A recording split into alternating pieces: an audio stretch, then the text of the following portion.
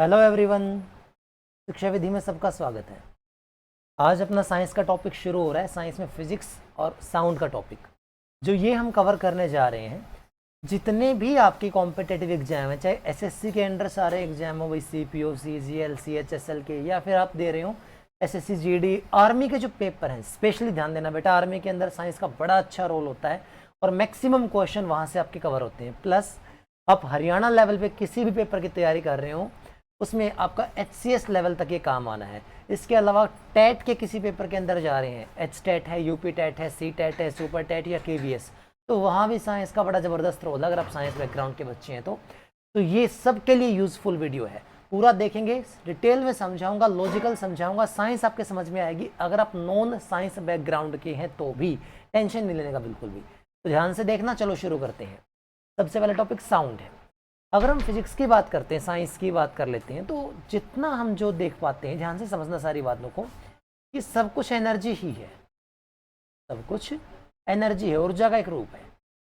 ऊर्जा के रूप अलग अलग होते हैं। हम जानते हैं ऊर्जा कभी भी ना तो बनाई जा सकती है ना ही नष्ट की जा सकती है। Energy can neither be created nor be destroyed.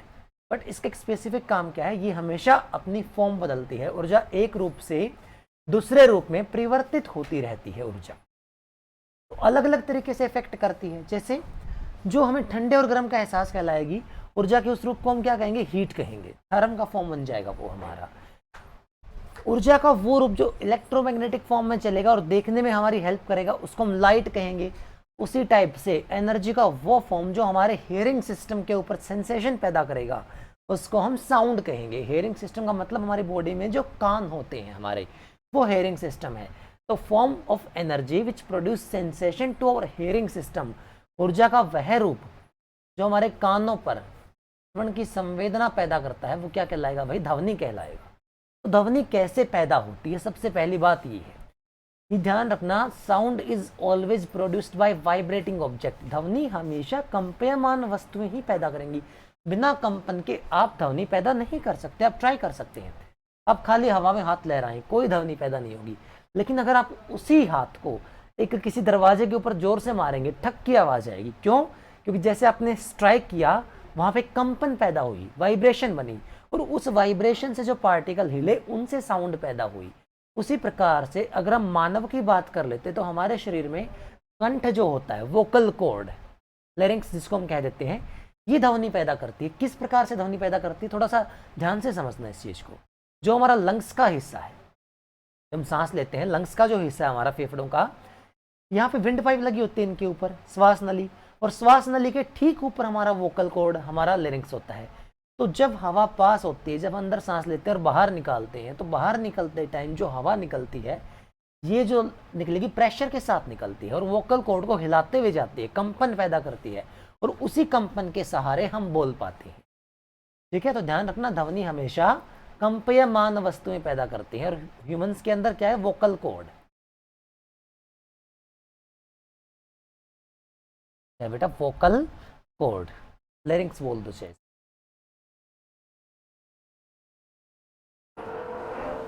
Size of larynx, तो अब से ये पूछ सकता है साइज कितना है भाई। मैन के अंदर ये 20 mm का होता है, वीमेंस के अंदर 5 mm का होता है। इस पर थोड़ा सा डाटा एसएससी ने चेंज किया है, ये मैं 8th क्लास एनसीईआरटी का दे रहा हूँ। एसएससी रेंज में डाल देता, 17 से 25 mm किसका मानते हैं, मेल का। 12.5 से 17 mm किसका मानते हैं, वीमेंस का। फिर आप पूछेंगे सर ये 5 mm एसएससी किसका मानती है, तो एसएससी मानती है चिल्ड्रन का। ठीक है, बच्चों के लिए जो कंठ का साइज है वो 5 mm एसएससी मानते हैं। तो ध्यान देना, आपको एसएससी के हिसाब से भी टिक करना पड़ सकता है, ऑप्शंस पे आप डिपेंड करेंगे। इतना पॉइंट क्लियर है। अब बात कर लेते हैं कि हियरिंग सिस्टम क्या चीज है, श्रवण तंत्र क्या चीज है, जिसकी हम बात कर रहे थे, संवेदना पैदा हुई।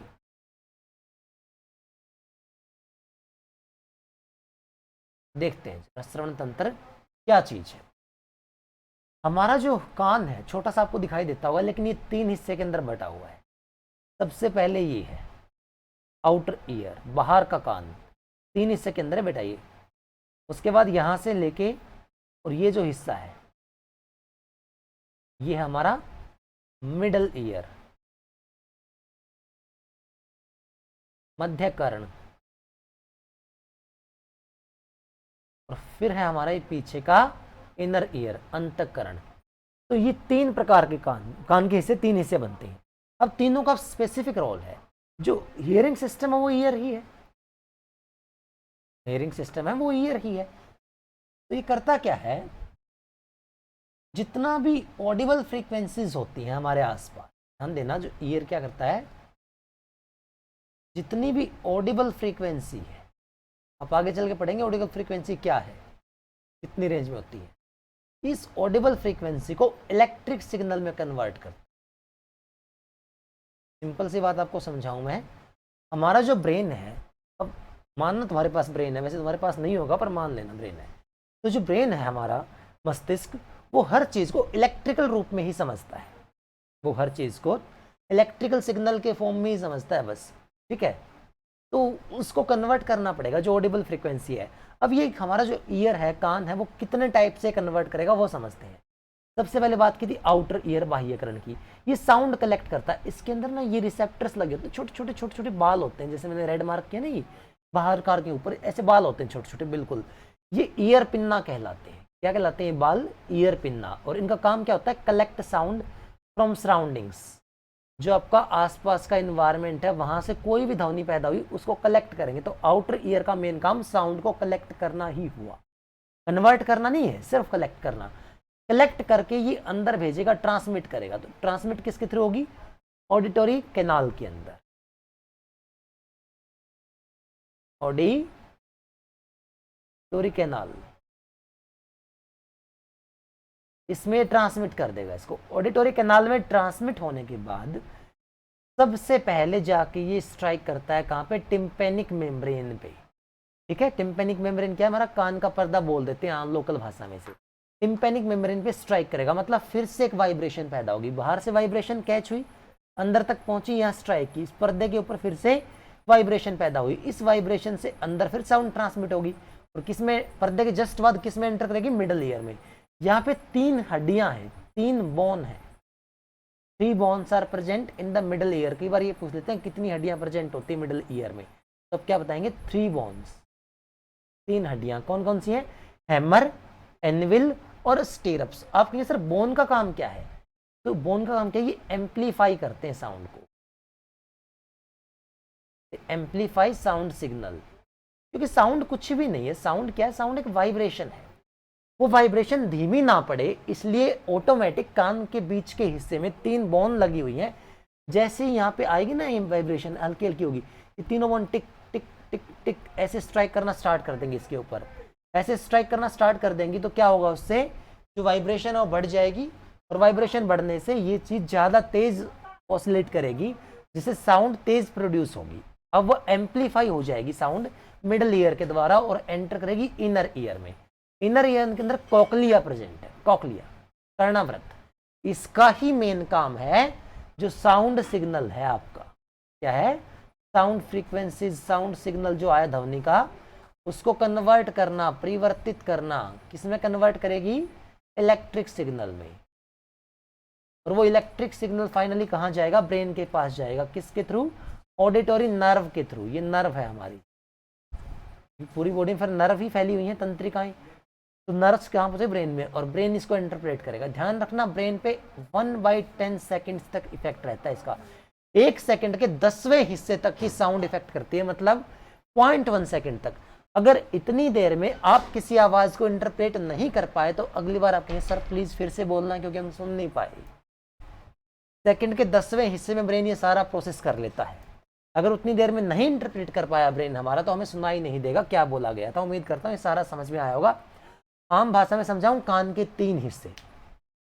सबसे बाहरी हिस्से का काम ध्वनि को कैच करना, साउंड को कलेक्ट करना। बीच वाले हिस्से का काम उसको एम्पलीफाई करना 3 बोन की हेल्प से। और अंदर वाले हिस्से का काम उसको ऑडिबल फ्रीक्वेंसीज को इलेक्ट्रिकल सिग्नल में कन्वर्ट करना, ताकि हमारा ब्रेन इंटरप्रेट कर सके। और ब्रेन में 1 सेकेंड के 10वें हिस्से तक ही, सिर्फ 10वें हिस्से तक ही इसका इफेक्ट रहता है। ठीक है, उम्मीद करता हूँ सारी बातें आपको क्लियर आई होंगी। अब बात कर लेते हैं साउंड वेव की, क्योंकि साउंड एक वेव है, तो थोड़ा सा हमें वेव को समझना होगा। वेव क्या चीज? ठीक है बेटा, साउंड एनर्जी है। वेव को बड़े प्यार से समझाऊंगा, ध्यान से समझना। तरंग क्या चीज? अगर आज तक आपके समझ में नहीं भी आया होगा तो अब आपके समझ में डेफिनेटली आ जाएगा वेव वाला कंसेप्ट। देखो, जो कोई भी मीडियम होता है ना बेटा, कोई भी माध्यम आप देखते हैं, वैक्यूम की बात मत करना फिलहाल, ठीक है, किसी मीडियम की हम बात करेंगे, तो हर एक मीडियम में छोटे छोटे पार्टिकल्स प्रेजेंट होते हैं। सॉलिड मीडियम हो, लिक्विड मीडियम हो या गैसियस मीडियम हो, हर मीडियम के अंदर क्या होते हैं, पार्टिकल्स प्रेजेंट होते हैं। तो मैंने थोड़ा सा इस पार्टिकल को एनर्जी सप्लाई की, क्या सप्लाई की, एनर्जी, ऊर्जा दिया मैंने इसको। तो ये पार्टिकल जो अभी हाल फिलहाल इक्विलिब्रियम में है,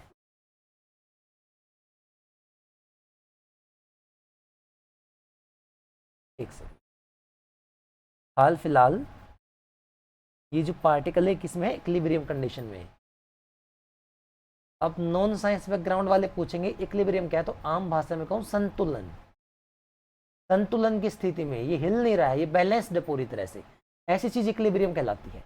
तो अब इसको ऊर्जा मिली, तो ऊर्जा मिलने के बाद ये शांत नहीं बैठेगा, ये क्या करेगा, ये ऑसिलेट करेगा, ये हिलेगा, इधर इधर हिलेगा। ये जैसे यहाँ हिलेगा तो ये साइड वाले जो पड़ोसी पार्टिकल है उससे टकराएगा।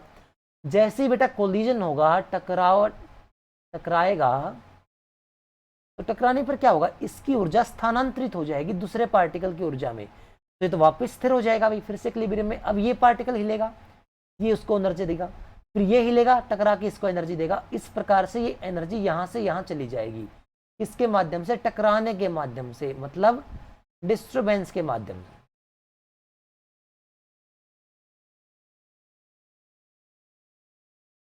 सिर्फ डिस्टरबेंस हुई और आपकी एनर्जी प्रोपोगेट होगी। कोई पार्टिकल अपनी जगह छोड़ के नहीं भागा, किसी पार्टिकल को एक्चुअली मूवमेंट करनी ही नहीं पड़ी, सिर्फ डिस्टरबेंस के माध्यम से ही ऊर्जा का ट्रांसफर हो गया। ऊर्जा यहां से यहां पहुंच गई, ट्रांसमिट हो गई इस हिस्से से इस हिस्से पर। तो डिस्टरबेंस की थ्रू, डिस्टरबेंस के प्रोपोगेशन से ऊर्जा का ट्रांसफर होना ही क्या कहलाता है, वेव कहलाता है। उम्मीद करता हूं आज आपको वेव की डेफिनेशन क्लियर होगी।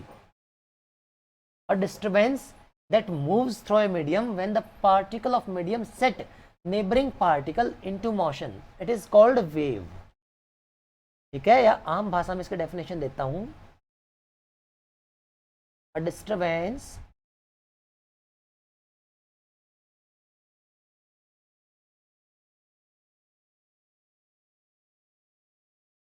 एक मिनट ना, a disturbance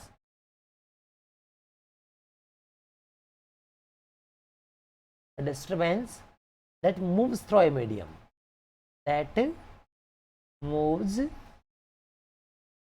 through a medium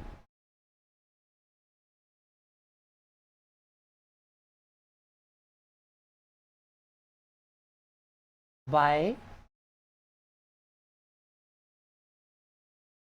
help of particles. Particle को मूव नहीं करना है, सिर्फ डिस्टरबेंस होनी है, मतलब विचलन होना है बेटा, विचलन जो कणों के माध्यम से प्रवाहित हो, वो तरंग कहलाता है। तो वेव की डेफिनेशन उम्मीद करता हूं वो क्लियर होगी, ठीक है। तो साउंड भी एक वेव है क्योंकि ऊर्जा है वो भी एक। अब जो वेव होती है इनको समझना है कि कितने टाइप की होती है। पहले हम बात कर लेते हैं, जो वेव है कि दो कैरेक्टरिस्टिक्स होती हैं। कुछ तरंग ऐसी हैं बेटा, कुछ वेव ऐसी हैं जो मीडियम के साथ ही चलती हैं। Needs a medium to travel, needs a medium to travel, बिना किसी माध्यम के वो गमन नहीं कर सकती। माध्यम आवश्यक है गमन के लिए, आवश्यक है गमन के लिए।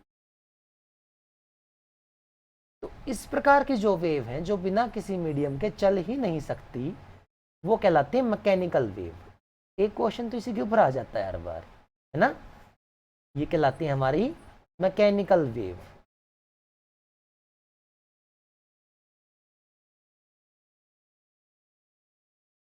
यांत्रिक तरंग,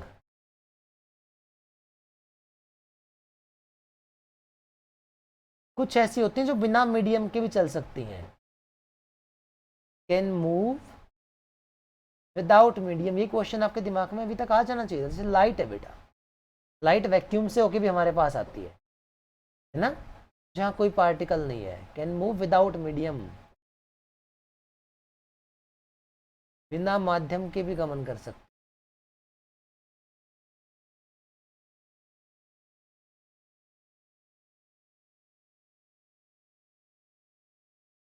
तो इस टाइप की वेव जो बिना किसी मीडियम के भी चल जाएं, वो कहलाते हैं इलेक्ट्रोमैग्नेटिक वेव। क्या कहलाते हैं बेटा?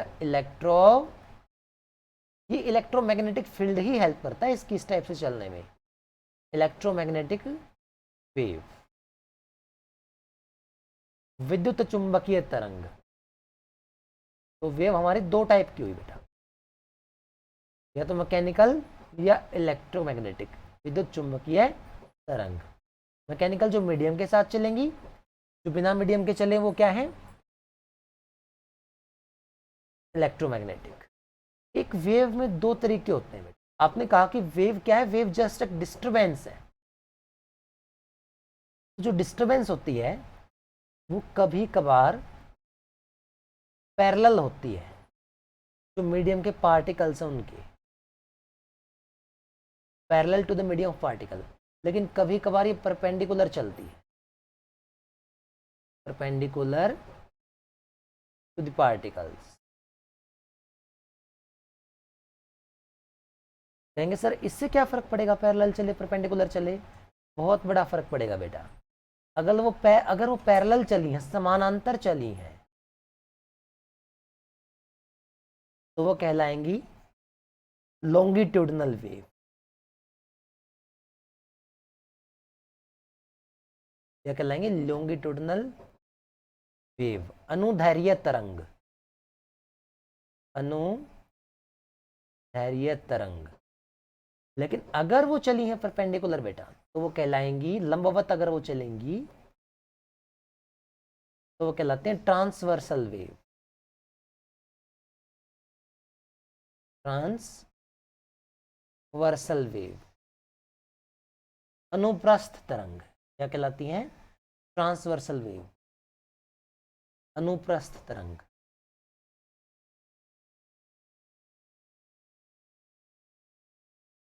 वेव का ये कंसेप्ट साउंड, लाइट हर जगह काम आना है। जैसे ये हमारे मीडियम के पार्टिकल्स हैं, वो जो डिस्टरबेंस हुई जब हमने एनर्जी सप्लाई की, तो वो डिस्टरबेंस ऐसे इनका पैरेलल चल पड़ी, समानांतर चल पड़ी, तो ये क्या कहलाएंगी? लॉन्गिट्यूडनल। और जो ये है ना ट्रांसवर्सल बेटा, ये कैसे चलेंगी? देखो ये मैंने गलती से इसी के ऊपर कांटा मार दिया। ये ट्रांसवर्सल है हमारी। जैसे ये हमारे मीडियम के पार्टिकल्स होंगे, तो जो इनका मूवमेंट होगा, एक मिनट देंगे प्लीज मुझे कलर चेंज करने की, तो यूं होगा, यूं 90 डिग्री एंगल बनाते हुए चलेगा इस टाइप से। तो ये ट्रांसवर्सल कहलाएंगे। मतलब आपने जिगजैग मूवमेंट देखी होगी वेव की, ट्रांसवर्सल वेव ऐसे मूव करती है, ठीक है ना? क्योंकि 2D डायग्राम है तो आपको लगेगा कि लॉन्गिट्यूडनल भी ऐसे ही चलती हैं। 3D होता थोड़ा सा ऐसे समझाता। मतलब आपको थोड़ा सा एग्जांपल दूं तो मैं, आप अगर किसी स्प्रिंग को दबाते हैं, मान लो कि ये एक स्प्रिंग है, ऐसे है, आपने स्प्रिंग को दबा दिया इधर से भी और दबा दिया इधर से भी, तो स्प्रिंग दबाने से इतना सा रह गया। फिर आपने छोड़ दिया प्रेशर को, तो स्प्रिंग क्या करेगा? वैसे जैसे था ना उसी डायरेक्शन में वैसे फैलेगा। तो ये जो मूवमेंट होती है ना, ये कर लेते हैं लॉन्गिट्यूडनल। लेकिन ये आपके पास स्प्रिंग है, आपने स्प्रिंग को झटक दिया ऐसे, तब ये स्प्रिंग ऐसे मूव करेगा। ये बेटा आपकी ट्रांसवर्सल वेव कहलाती है। 3D में थोड़ा ज़्यादा अच्छे समझ में आती है, ठीक है? तो अगर हम साउंड वेव की बात करते हैं ना बेटा, हमने बात की थी साउंड वेव की। साउंड वेव जो है ये हमेशा एक मीडियम के साथ चलती है, हमेशा एक मीडियम के साथ चलती है और हमेशा ये पैरेलल चलती है। मूवमेंट भी समझाऊंगा इसकी। हमेशा मीडियम के साथ चलती है और पैरेलल चलती है। मीडियम के साथ चलती है तो ये कैसी हुई? मैकेनिकल वेव हुई। पैरेलल चलती है तो कैसी हुई? लॉन्गिट्यूडनल हुई। तो साउंड किस प्रकार की वेव है? अगर आपके पेपर में कोई पूछ ले, बताओ which kind of wave is sound wave, तो आप क्या कहेंगे? सर साउंड इज, क्योंकि मीडियम के साथ हुई तो it is known as mechanical, it is known as mechanical. क्योंकि पैरेलल चली, it is known as longitudinal, ट्यूडनल।